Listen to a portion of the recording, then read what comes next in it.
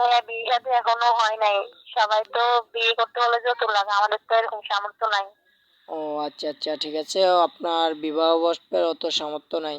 তাই আপনার ফ্যামিলিতে কে কে আছে? আপনার বাবা মা, আপনার ভাই বোন, এরকম ফ্যামিলিতে কে আছে? আমরা ভাই বোন 3 জন। আমার ছোট একটা ভাই একটা বোন আছে, আর আমি আছি, আমার আম্মু আছে। আর আমার আব্বু আছে, বিয়ে করে চলে গেছে আরেক জায়গায়।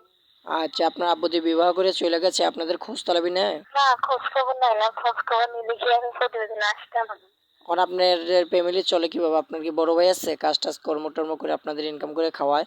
না ভাইয়া, আমার বড় ভাই নাই, আমার একটা ভাই একটা বোন আছে, আমার ছোট। আমি সংসার চালাই এখন। আপনি মহিলা মানুষের সংসার চালান, কি করেন? গার্মেন্টস করেন না মানুষের বাসাতে কাজ করেন? বাসা বাড়িতে চাকরি করি, মানে কাজ করি আর কি মানুষের বাসায়। কি করবো, খাইতে হলে তো কিছু না কিছু করতেই হবে।